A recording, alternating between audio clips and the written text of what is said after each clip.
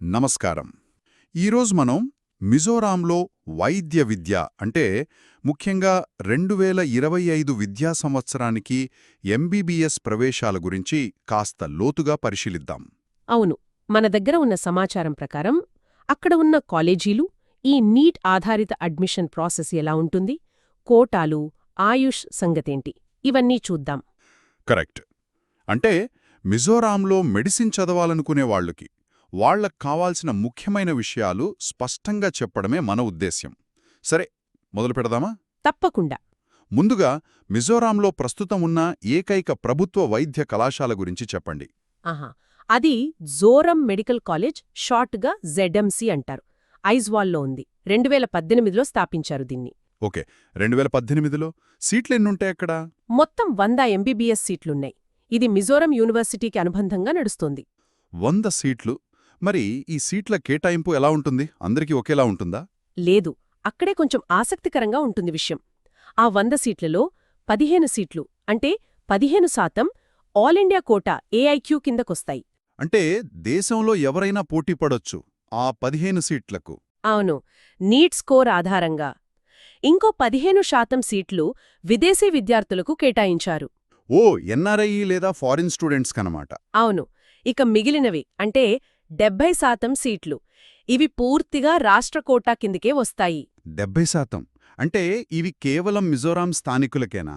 ఖచ్చితంగా కేవలం మిజోరాం నివాసితులకు, అంటే డొమిసైల్ హోల్డర్స్కి మాత్రమే. బయటి రాష్ట్రాల వాళ్లు ఈ 70%కే అర్హులు కాదు. మరి ఈ 70% రాష్ట్ర కోటాను కూడా ఏమైనా విభజించారా? అవును, దాన్ని కూడా మళ్లీ కేటగిరీలుగా విభజించారు. కేటగిరీ 1కి 95%, కేటగిరీ 2కి 4%, ఇంకా కేటగిరీ 3కి 1% చొప్పున కేటాయిస్తారు. ఓకే, అంటే స్థానికుల్లో కూడా మళ్ళీ రిజర్వేషన్స్ ఉన్నాయన్నమాట. దీనివల్ల పోటీ ఇంకా ఎక్కువ ఉండొచ్చు కదా స్థానికులకు కూడా? నిజమే, పోటీ తీవ్రంగానే ఉంటుంది, ముఖ్యంగా జనరల్ కేటగిరీ స్థానికులకు కూడా. సరే, ఇంతకీ ప్రవేశ ప్రక్రియ ఎలా జరుగుతుంది? అంతా నీట్ స్కోర్ మీదేనా? అవునండి, ప్రవేశం పూర్తిగా నీట్ యూజీ స్కోర్ మరియు ర్యాంక్ ఆధారంగానే ఉంటుంది. వేరే ఎంట్రన్స్ టెస్ట్ ఏమీ లేదు. మరి కౌన్సిలింగ్ ఎవరు నిర్వహిస్తారు? స్టేట్ కోటాకి, ఆల్ ఇండియా కోటాకి వేరువేరుగా ఉంటుందా? అవును, వేరువేరుగా ఉంటుంది. రాష్ట్ర కోటా సీట్ల కౌన్సిలింగ్ను మిజోరాం ప్రభుత్వ ఉన్నత మరియు సాంకేతిక విద్యాశాఖ అంటే డిహెచ్టిఈ వాళ్లు చూసుకుంటారు. డిహెచ్టిఈ, ఓకే. అదే ఆల్ ఇండియా కోటా ఏఐక్యూ సీట్ల కౌన్సిలింగ్ను ఎప్పటిలాగే మెడికల్ కౌన్సిలింగ్ కమిటీ ఎంసీసీ కేంద్ర ప్రభుత్వ సంస్థ నిర్వహిస్తుంది. అర్థమైంది. మరి రాష్ట్ర కోటా కౌన్సిలింగ్ ప్రక్రియ ఎలా ఉంటుంది? అంటే స్టూడెంట్స్ ఏం చేయాలి? ఇది సాధారణంగా ఆన్లైన్లోనే జరుగుతుంది. స్టూడెంట్స్ ముందుగా డిహెచ్టిఈ పోర్టల్లో ఆన్లైన్లో రిజిస్టర్ చేసుకోవాలి. తర్వాత చాయిస్ ఫిల్లింగ్ ఉంటుంది, అంటే కాలేజీ ఎంపిక చేసుకోవాలి. ప్రస్తుతం జెడ్ఎంసీ ఒక్కటే కాబట్టి ఆ ఆప్షన్ సెలెక్ట్ చేసుకోవాలి. తరువాత వాళ్ల నీట్ ర్యాంక్, రిజర్వేషన్ కోటా ఆధారంగా సీట్లు కేటాయిస్తారు. సీట్ అలాట్ అయ్యాక సర్టిఫికెట్ల వెరిఫికేషన్ ఉంటుంది. దానికి వాళ్లు సూచించిన సెంటర్కి వెళ్ళాలి. అన్నీ సరిగ్గా ఉంటే అడ్మిషన్ ఫీజు చెల్లించి జాయిన్ అవ్వాలి. అంతా స్టాండర్డ్ ప్రాసెస్సే అన్నమాట. మరి 2025 నీట్ కట్ ఆఫ్ గురించి ఏమైనా అంచనా ఉందా? ఎంత స్కోర్ వస్తే సీట్ ఆశించొచ్చు? ఇవి కేవలం అంచనాలేనండి. ప్రతి సంవత్సరం మారుతూ ఉంటాయి, పేపర్ కాఠిన్యత, అభ్యర్థుల సంఖ్యను బట్టి. అవును, అది నిజమే. అయినా ఒక రఫ్ ఐడియా కోసం చూస్తే జనరల్ లేదా ఈడబ్ల్యూఎస్ కేటగిరీకి 50వ పెర్సెంటైల్ దాదాపుగా అవసరం పడొచ్చు. అంటే సుమారు 140–150 మార్కుల మధ్య ఉండొచ్చు. ఇక ఎస్సీ, ఎస్టీ, ఓబీసీ వారికి 40వ పెర్సెంటైల్ అంటే సుమారు 110–120 మార్కుల రేంజ్లో ఉండొచ్చు. పీడబ్ల్యూడీ అభ్యర్థులకు వాళ్ల కేటగిరీలను బట్టి ఇంకాస్త తక్కువ ఉండే అవకాశం ఉంటుంది. ఓకే, ఇవి మినిమం క్వాలిఫైయింగ్ మార్కులు కదా కౌన్సిలింగ్లో పాల్గొనడానికి? అవును, ఇవి క్వాలిఫైయింగ్. సీట్ రావడానికి ఇంకా ఎక్కువ స్కోర్ అవసరమవుతుంది. ముఖ్యంగా ఏఐక్యూలో అయితే చాలా ఎక్కువ ర్యాంక్ కావాలి. స్టేట్ కోటాలో కూడా కాంపిటీషన్ ఉంటుంది. కరెక్ట్. మరి కౌన్సిలింగ్ తేదీల గురించి ఏమైనా సమాచారం ఉందా? ఎప్పుడు మొదలవ్వచ్చు? అఖిల భారత కోటా ఎంసీసీ కౌన్సిలింగ్ 2025కి కొన్ని తాత్కాలిక తేదీలు సర్క్యులేట్ అవుతున్నాయి. రిజిస్ట్రేషన్ జులై 21 నుంచి 28 వరకు ఉండొచ్చని, రౌండ్ 1 ఫలితం జులై 31న రావచ్చని అంటున్నారు. కానీ ఇవి ఇంకా అధికారికంగా కన్ఫర్మ్ కాలేదు. మరి మిజోరాం స్టేట్ కోటా సంగతి డిహెచ్టిఈ ఎప్పుడు ప్రకటిస్తుంది? ఆ తేదీలు ఇంకా ప్రకటించాల్సి ఉంది. సాధారణంగా ఎంసీసీ కౌన్సిలింగ్ షెడ్యూల్ వచ్చాక రాష్ట్రాలు తమ షెడ్యూల్స్ విడుదల చేస్తాయి. కౌన్సిలింగ్ ఎన్ని రౌండ్లలో జరుగుతుంది?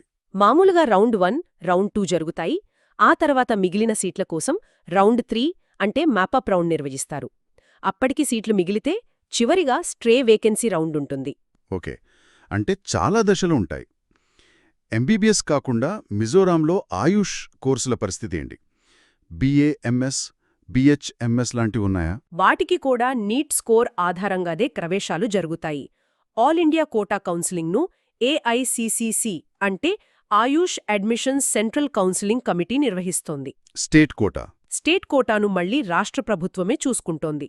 మిజోరాం ఆయుష్ కౌన్సిలింగ్ తేదీలు కూడా ఇంకా ప్రకటించలేదు.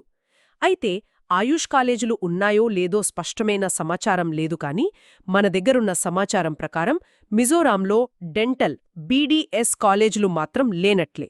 అంటే ఎంబీబీఎస్ లేదా కొన్ని ఆయుష్ కోర్సులే ఉంటే గనక ఆప్షన్స్ అన్నమాట. అవును, ప్రధానంగా ఎంబీబీఎస్కి అక్కడ ఫోకస్. సరే, ఇప్పుడు ఫీజుల విషయానికి వద్దాం. జోరం మెడికల్ కాలేజీలో సుమారుగా ఫీజు ఎంతుంటుంది? ఒక సోర్స్ ప్రకారం జెడ్ఎంసీలో వార్షిక ట్యూషన్ ఫీజు సుమారుగా 79,150 రూపాయలు ఉండొచ్చని తెలుస్తోంది. అయితే ఇది మారే అవకాశం ఉంది. ఇంకా ఇతర ఫీజులు కూడా ఉంటాయి కదా, హాస్టల్, మెస్ లాంటివి.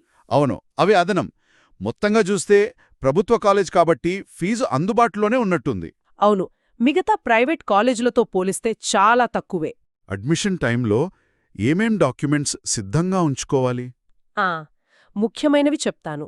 నీట్ స్కోర్ కార్డ్ 2025, ఎంసీసీ లేదా డిహెచ్టిఈ నుంచి వచ్చిన అలాట్మెంట్ లెటర్, 10వ తరగతి, ఇంటర్మీడియట్ 10+2 మార్క్షీట్లు మరియు పాస్ సర్టిఫికెట్లు. ఓకే. ఇంకా ఏదైనా ప్రభుత్వ గుర్తింపు కార్డు, ఆధార్, పాస్పోర్ట్ లేదా ఓటర్ ఐడి లాంటిది, category certificate, SC, ST, OBC, EWS అయితే, ఇంకా చాలా ముఖ్యంగా రాష్ట్ర కోటా కింద అప్లై చేస్తుంటే మిజోరాం నివాస ధృవీకరణ పత్రం, డొమిసైల్ సర్టిఫికెట్ తప్పనిసరి. డొమిసైల్ సర్టిఫికెట్ మస్ట్ అన్నమాట స్టేట్ కోటాకి? అవును. ఎన్ఆర్ఐ అభ్యర్థులకు కొన్ని అదనపు పత్రాలు అవసరమవుతాయి. వాటిని ఎంసీసీ గైడ్లైన్స్లో చూసుకోవాలి. పాస్పోర్ట్, వీసా కాపీలు లాంటివి. రైట్.